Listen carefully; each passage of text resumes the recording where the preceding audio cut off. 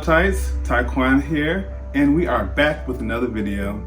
Thank you so much for joining. Please make sure to like, comment, share, and subscribe, and stay tuned to what I'm posting. Today, based off the title of this video, we're going to be talking about, you guessed it, Monica versus Brandy, or Brandy versus Monica. Pick your choice. So, it happened on Monday, August 31st, 2020, and it was on Instagram, and it was also Apple Music. It ranked in over 6 million views, guys. 6 million views. No joke, no lie. 1.2 million tuned in live that day. 4.8 or more tuned in to watch it after. And then Revolt, which is P. Diddy's company, Ciroc is the sponsor of the VERZUZ, actually, well, that particular VERZUZ, they actually ranked in over 1 million views on YouTube as well. So keep a lookout for your girls, Brandy and Monica, because they are topping it right now. Their albums are doing very well right now because of this VERZUZ, and it was just a wonderful, wonderful night. It lasted 3 hours. Don't mention the 20 minutes they were late by. So let's dig right onto it. So, Brandy and Monica, that's a good question. Who's your favorite? Well, I think most of my friends know my favorite is Brandy. I follow her my entire career, my entire life. I think that what she emulates or what she portrays is a really nice girl who is, you know, not afraid to say what's on her mind. But at the same time, she says what's on her mind diplomatically, eloquently. She was media trained, as she said. Don't mention all the poems she said on her, on the VERZUZ. She was spitting the poems out. Monica came in with her Fendi, looking bad as ever. I mean, don't get me wrong, I love Brandy, but Monica, she beat her in that part of the VERZUZ. As far as the dress, her style, she was very poised. She was, you know, being herself, being very, you know, put together. As Brandy might have gained a little bit of weight, don't jump on my back about it, okay? Brandy gained weight. I'm not saying she's fat, but she gained weight. And this particular VERZUZ, to me, it was more of a celebration of the music.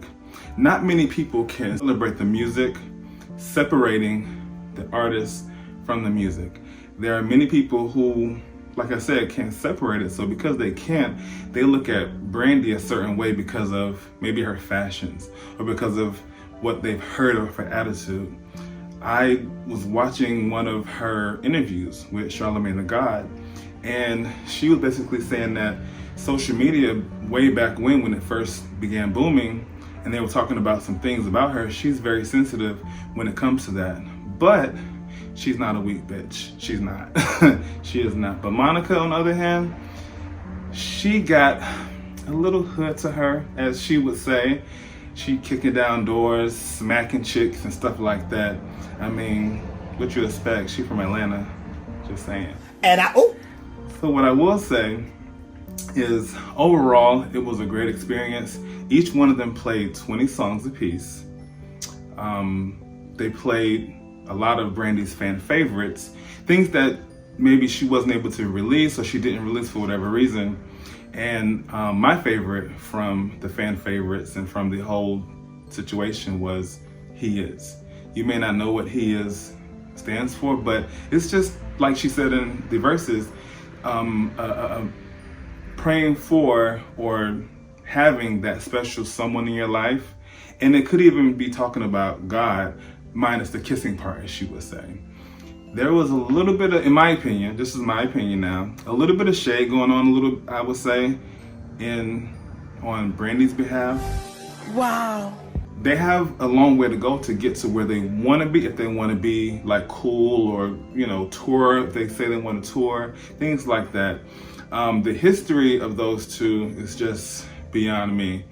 I didn't find out until recently that the story about her, meaning Monica, she punched Brandy in the face. I mean, how ghetto is that, right? I mean, come on now, seriously. And before they could even get to the stage, Monica decked her in the face, popped her in the face backstage. You're at a MTV VMA Award ceremony, and you're performing like a top charted hit song called The Boy Is Mine.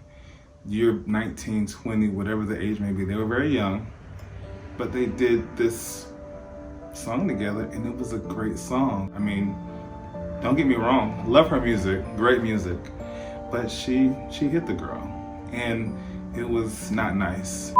Let's get back to the verses. So anyway, so with the verses, they didn't even really drink. They had a little break, maybe like 2 to 5 minute break or whatever in between it all. It was, like I said, 3 hours, pretty long, and they had Kamala Harris in the beginning. They started off with, I believe, Monica started off. No, Brandy started off. She started off, and then they ended. All of it ended with "The Boy Is Mine." I'm not too sure why they didn't play "It All Belongs to Me," which they did together as well. But maybe there was a reason. Maybe it was because the song didn't do that well. Maybe that's why, I don't know. But all I can say is, overall, when I saw like the clips from Twitter and from Instagram and from different social media platforms on how Brandy had her team with her, Monica had her team with her, and when they finished, they, pretty much like hugged it out. They were dancing together. They were just doing a lot of things that, to me, like good girlfriends do. And they talked about people being fake or people tolerating somebody. And I think that Brandy talked about herself in that, and Monica talked about herself in that. And they have to work, to get to that common ground. The media blew up their beef. It was not even a real beef, if you ask me. I've been watching Brandy, like I said, for a long time, for over 20 years. And I just feel like Brandy is just like, to me, the epitome of everything that Monica probably wanted to be. But at the same time, I think that Brandy wanted to be a lot like Monica too, in the sense of being real, having music that moves people, because even though Brandy's music moved me, I'm not the masses. I'm the weirdo across the street that's loving somebody or liking somebody who is not the most popular. Monica has soulful music. She has club music. She did a soundtrack to, I forgot the name of the soundtrack, but I'll put it up here in the description. So Monica did a lot of genres of music, and so did Brandy. But I feel like when Monica sang that music, Monica was putting it from the depths of her soul. And I feel like with Brandy, she was singing it based off of what her producers and directors and the media wanted her to do. It's like she was this cookie cutter girl, and they put her into the roles of what they thought she could be great in. And she flourished. She did flourish. She went on with reality show, her acting career, movie shows, sitcoms, and also her music. I think that Monica just had a little bit of a disadvantage in that because she wasn't, as Brandy said, media trained. So overall, I think that it was a great celebration of the music. Hits like The Boy Is Mine, like I said, Have You Ever, which is Monica's favorite song.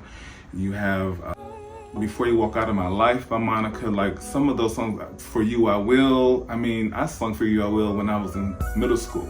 It was a great song, a great rendition of how much love you show for somebody. So I believe that Monica, like I said, she had a soulful music, and Brandy had cookie cutter music that was supposed to be soulful, but that wasn't Brandy. That wasn't Brandy's or someone else's vision for her, I would say.